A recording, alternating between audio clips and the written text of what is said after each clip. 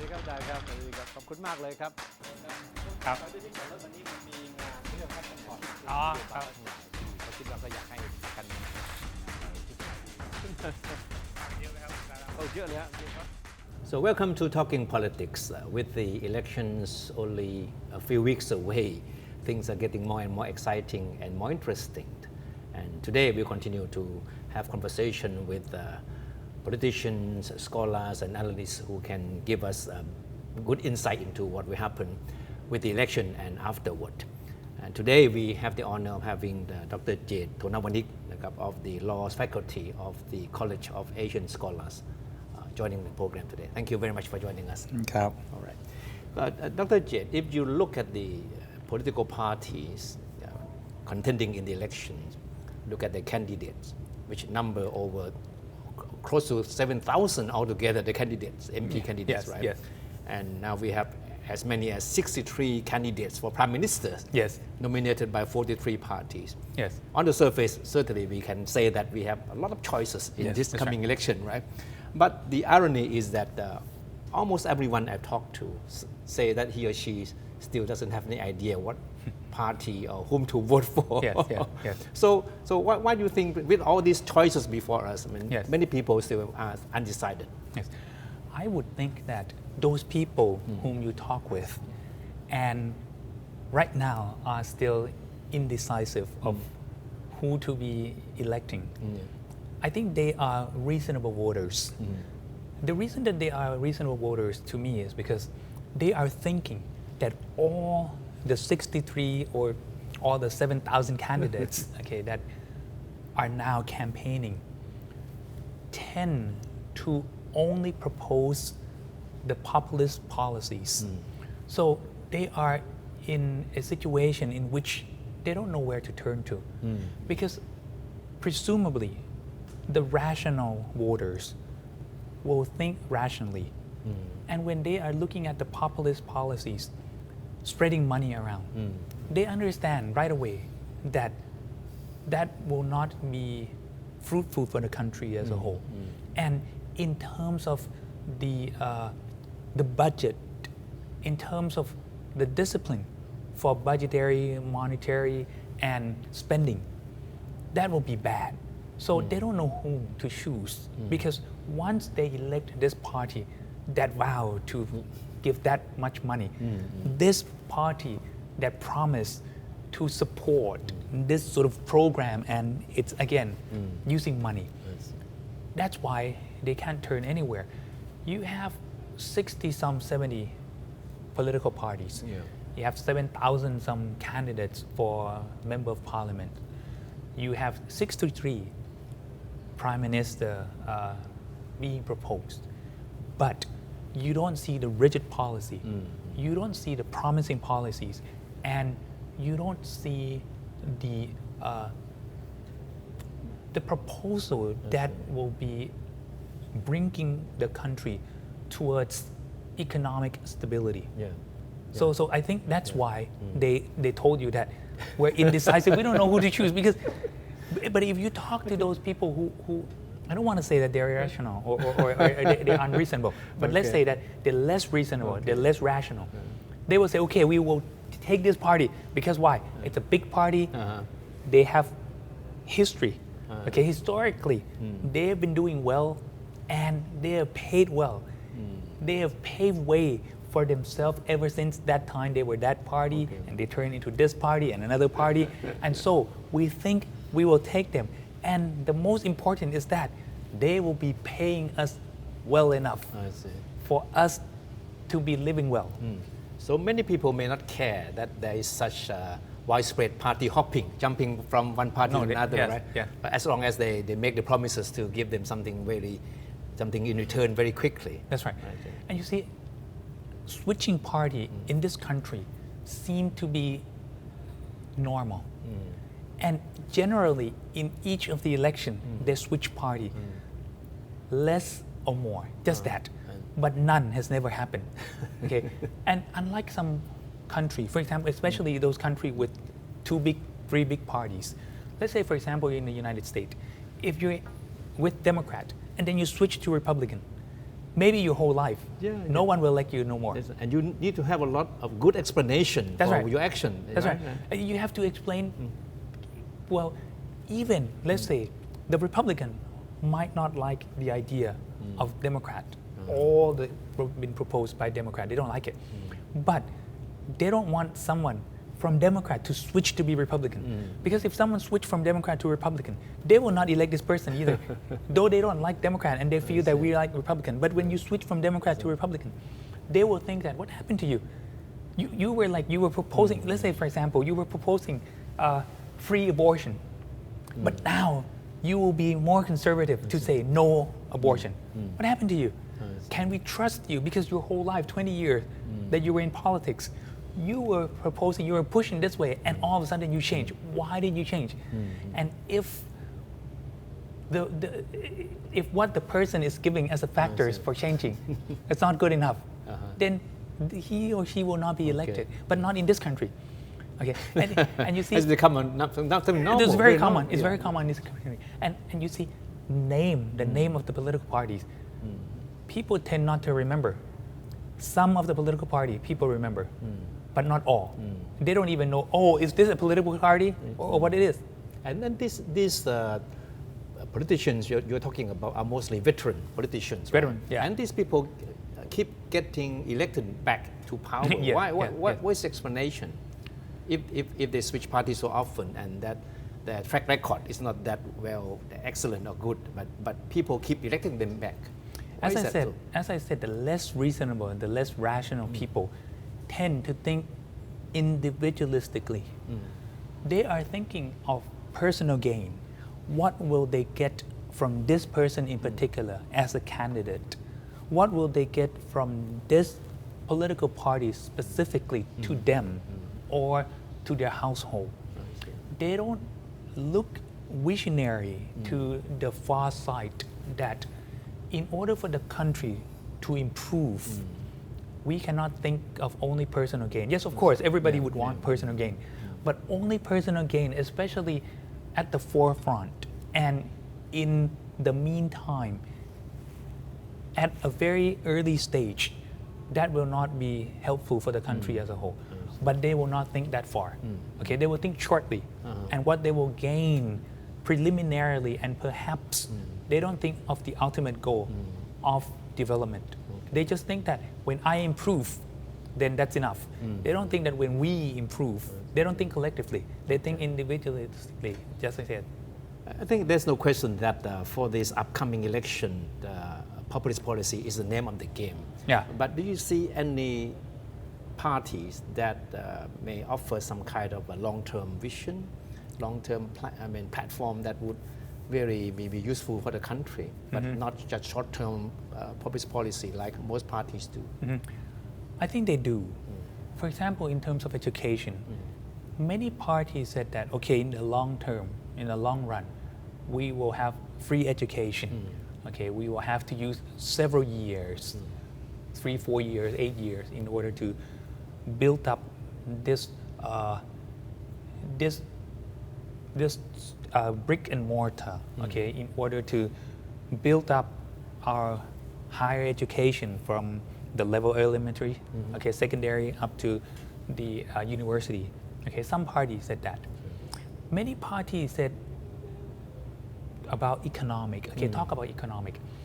For example, when they say that, okay, each of the worker, okay, for their wage, they will get that much, this much for one day, things like that. But in 3, 4 years, okay, when our GDP is good, okay, when our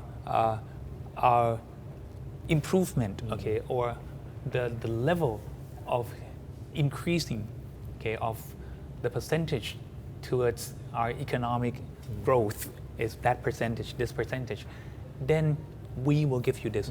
Okay, that's a medium term, that's a long term, but we seem to see those less as compared to the more populist policies that spread the money, okay, give the money out at the forefront. I see. What do you see as the best case scenario for the country? I mean, for the country, not for any particular yes, parties. yes.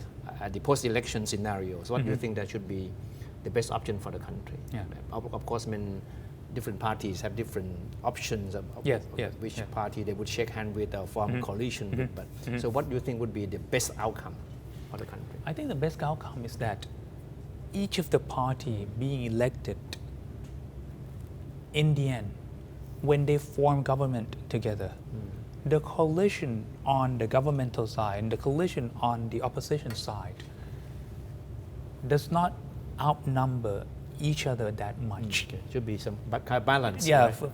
for example, on the governmental side, they have about 280, okay, and 220 on the opposition side. When the parliament is working together, the policy that would be formed into the parliamentary policy in order to work together with the governmental policy will be geared towards keeping what they have been proposing, vowing to the people that they would be delivering. Okay. Then the opposition with 220 spread into all the commissions. They will have to work, let's say, in terms of human rights, in terms of economics, in terms of education, in terms of military and all these things, towards what policies they were proposing to the people. The government, though they have 280, but when they are in each of the commissions, they don't outnumber the opposition because they will have to share in the commissions. When they come to the House itself, working together will be as parliamentary as a whole because the number. Then when they want to control the government, they have to be very careful because if the parliamentary on the governmental side control the government too much, then the government, especially some of the parties, may hit back by joining together with the opposition and turn them down, switch, set up a new government. So check and balance will be had. And in this sense, for the party as a whole, each of the policy will have to be combined, bundled with all the other parties forming coalition.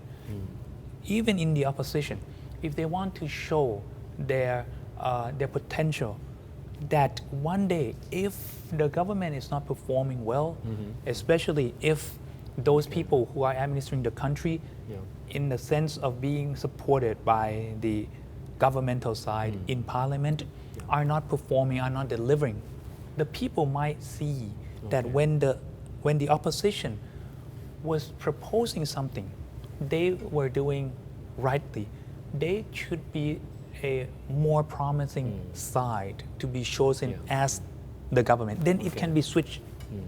That's a good example of how full democracy works. Yes, right? yes, but that's the best case scenario. That's the best case scenario. But the reality is different, right? Yeah, of course. What is more likely to happen after the election?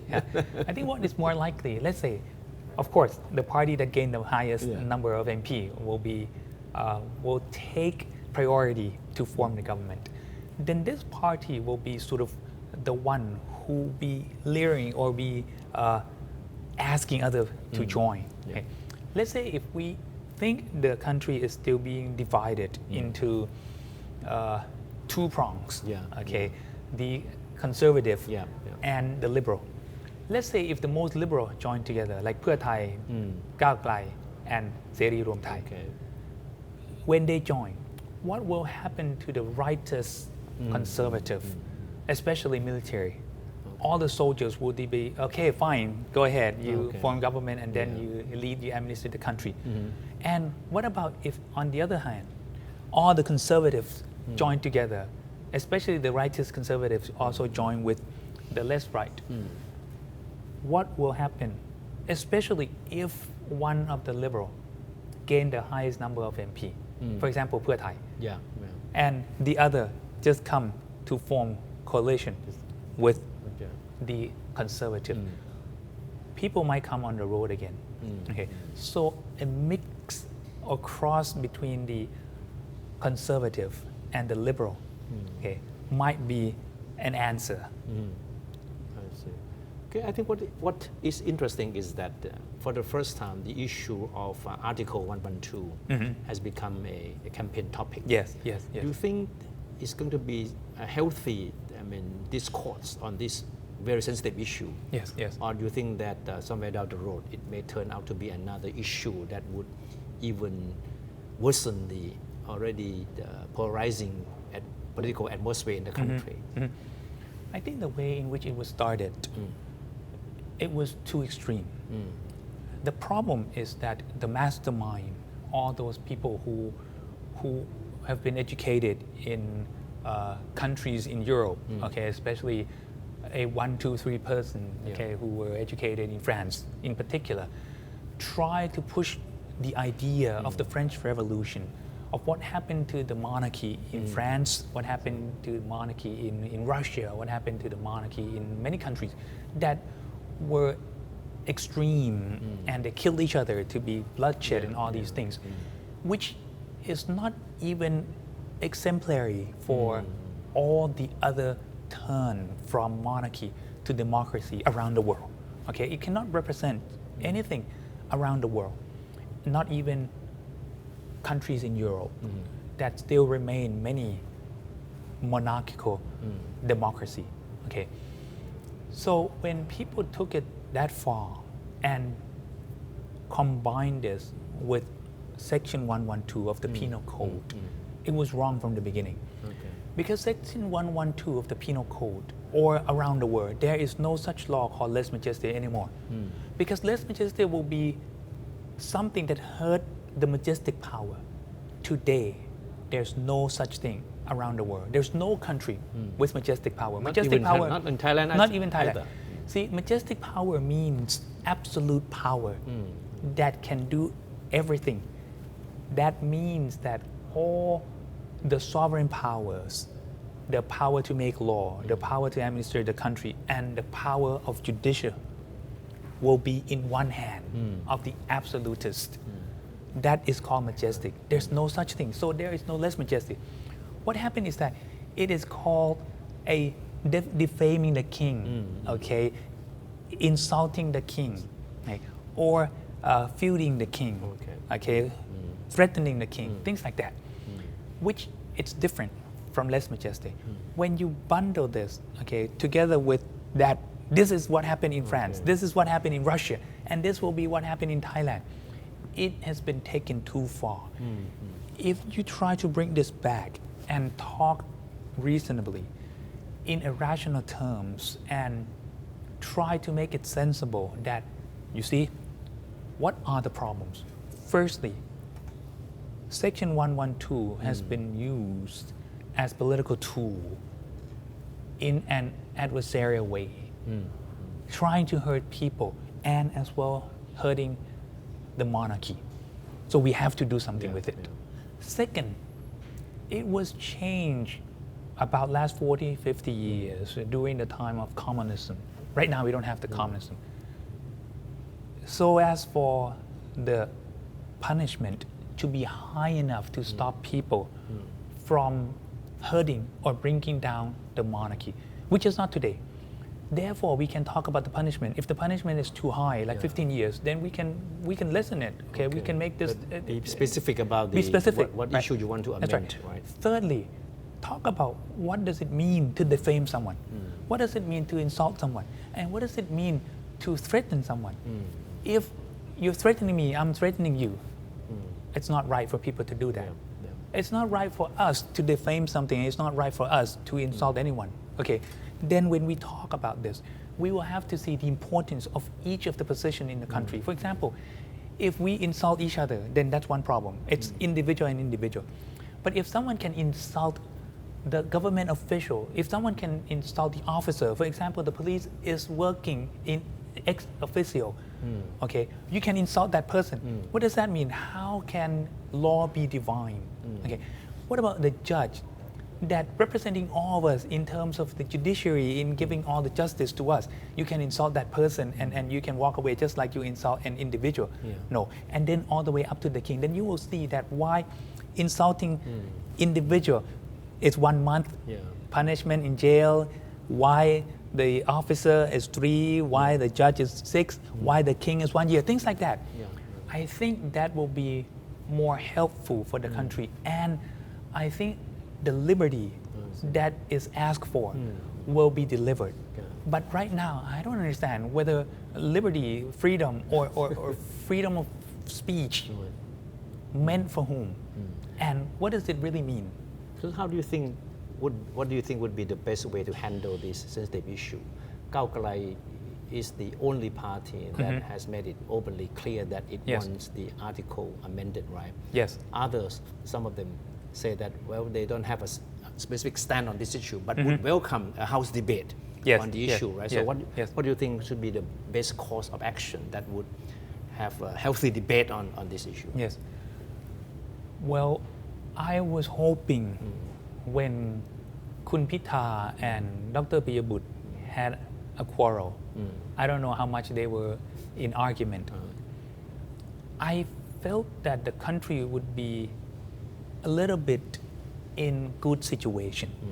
Because if Kun Pitha can actually bring himself away from the ideology that Dr. Piyabut has, then he will be a politician delivering some promise to the people. Let's say if people would want to comment on the monarchy, comment on the king, and stop at commenting, then I think they will have this promise from Kun Pitha. He will be in this dialogue together with others around the country to try to ease the tension and try to bring about the reality of liberty on this matter. Therefore, if you want to comment and we understand what does it mean to comment, then that's fine. If there's some issue that you want to know, you want to understand monarchically, then it can be asked. You can even ask those institutions that work for the king, things like this. Okay, but they later on join hand in hand. Okay, and it seemed that it's unclear. What does Gaokai really want? Do they want abolishing? Okay, elimination of Section 112, or they just want amendment, or they want revision? What do they want? It's not clear. If Gaokai come out clearly and it's not clinging towards anyone outside of the party, but they stand on themselves to say that no one said nothing more from Gaokai, and anyone who said things that is in contrary with what Gaokai is proposing, especially those who were once the Anakot Mai members, that's not our proposal. Our proposal is clear to amend. Our proposal is clear to revise. So no longer talking about abolishing, eliminating it. No, sir. And whatever Dr. Piyabut is going to say, or others, Kun Pitha stand, as well as all the other candidates, that this is what we are going to do. But do you think Kun Pitha is willing to distance himself from extremists like Kun Piyabut or others? I don't think so. If he was willing, at the time, he would not once again join back with them. And he would distance himself more. And he would take that chance that Dr. Piyabut was criticizing hardly on the way in which the policies of Gaokai were formed by the groups of people who were actually the committee members. Take this that, hey, you didn't work with us. We worked so hard. We came so far. And we actually had to sweep all the problems, all the garbage that you threw around in order for us to reborn, okay? If we cannot be reborn in a way in which it's more developmental for us, the improvement will not be had for Gaokai as a whole. Therefore, you go with your ideology, we go with our ideology. But he didn't do that. So that means that I think he still cares that some of the popularity that he or his party will gain will come from those who support the extremists. Okay. All right, let's talk about the two brothers in arms, General Prayut and General Pravit. Yes. Both of them aspire to become the next prime minister, right? Yes. What do you think will happen to them if they fail to make it back to power? Would they go away quietly? Also, yours never die, just fade away, right? Yeah. I think the younger brother might, and I think he didn't put himself fully into politics. See, he didn't join the party list, and look at each of the campaign. He has been choosing some of the campaign that he felt not too political. Okay, and he remained telling people that he is a soldier, he's stern. Okay, he had worked his way well, and he has been administering the country in a way in which the country has been gaining so much, and the country is better. Okay, I will still be making all these betterment for the country. That's what he was saying. But I think he paved the leeway for himself to pull back any time. You mean he's not ready to become a full-fledged politician yet? No. I think he understands this, that his party might not be that popular. And if they don't gain more than 25 or 25 up, he will not be proposed as prime minister in parliament. Okay. Unlike the bigger brother. The bigger brother is like, I'm fully a politician. Maybe he's experienced because he once joined in the government with Democrat, right? And he was once a policy maker. So he might understand how to be a politician more. And I think, you see, a person that has been prime minister, the person that wants to be prime minister, it's totally different. Okay, so General Prayut is a person that has been prime minister. Okay, but General Prayut is a person who wants to be prime minister, so it's different. Okay, so you're saying that General Prayut is most likely to go away quietly if he doesn't make it back. That's right. But General Prayut, I think 2-3 factors. Okay, 1, Palang Pracharat should be gaining more MP. Okay, 2, because the guy is an experienced politician himself. 3, I think all the people that work with him and whom he talked with, perhaps including Kun Thaksin, doesn't make sense for him to go away because he can stay with them. But General Prayut, he might not be able to stay with them. So he will have to try to see, not to be too extreme, not to propose things too harshly, keep himself calm, and if one day he has to go, he can go without being hurt too much. All right, final questions. Are you optimistic that we will finally have a normal life after the election? That I'm still optimistic, but I'm quite pessimistic that we will have good policy and strong government to deliver the best outcome for us. All right, okay. Thank you. ครับ